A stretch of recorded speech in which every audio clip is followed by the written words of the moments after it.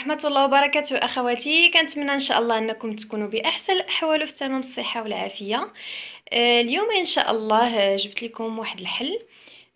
بالنسبة للأخوات يعني اللي عندهم كيف بحال هكا الباب كيدخل الغبرة، يعني وما كيعرفوش شنو الحل اللي غادي يديروا ليه. اليوم ان شاء الله غنشارك معكم واحد الفكره اللي هي بسيطه وسهله، واي اخت يعني تقدر تستعملها يعني باش تجنب هذا المشكل ديال الغبره ان شاء الله. قبل ما نبدا الطريقه كنتمنى من الاخوات يعني المشتركات في القناه او اللي غيزوروا هذا الفيديو انهم يزوروا قناه ديال صديقه ديالي واللي عزيزه صراحه وعندها افكار هايله جدا وجميله. هي قناه اشغال مع هند. فهاد القناة هذه جميلة جدا، يعني عندها أفكار رائعة وأعمال يدوية كثيرة. كنتمنى من الأخوات أنهم يشتركوا في القناة ديالها ويزوروها.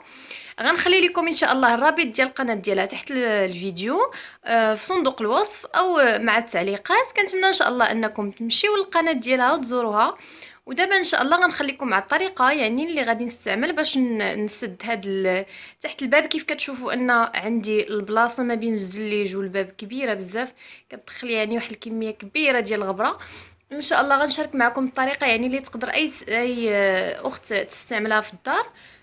سهله وبسيطه. غادي تحتاجوا غير قنينه ديال المناضه يعني خاويه ديال البلاستيك، يعني بطريقه سهله جدا. غادي نبداو ان شاء الله الطريقه وغنخليكم مع الفيديو. غناخذوا قرعه، غنحتاجوا قلم، وغنحتاجوا مقص وشيء يعني باش نسطو. اول حاجه غادي ناخذوا غير هذه القطعه هذه اللي هنايا.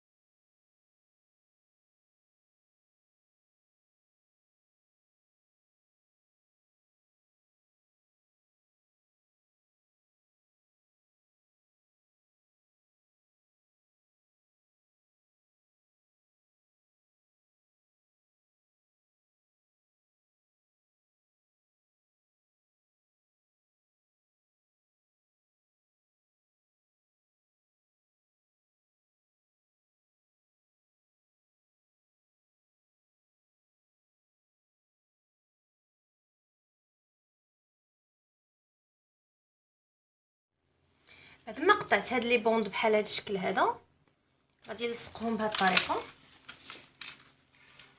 غادي نلصقوا كل وحده بهاد الطريقه هذه. حاولوا تلصقوهم مع الارض، وغادي نديروا كولا سبيسيال او كولا ديال البيستولي على حسب اللي متواجد.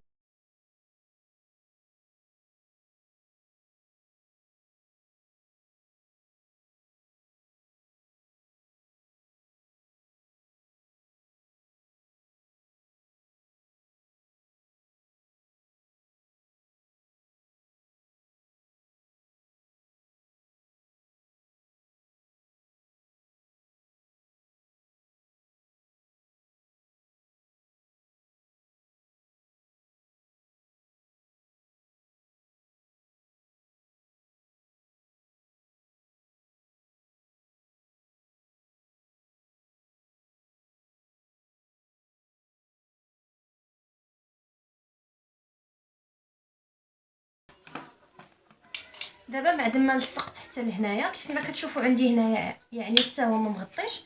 غادي نقطع حتى لهاد البلاصه هذه. كتشوفوا شي شويه من هنا.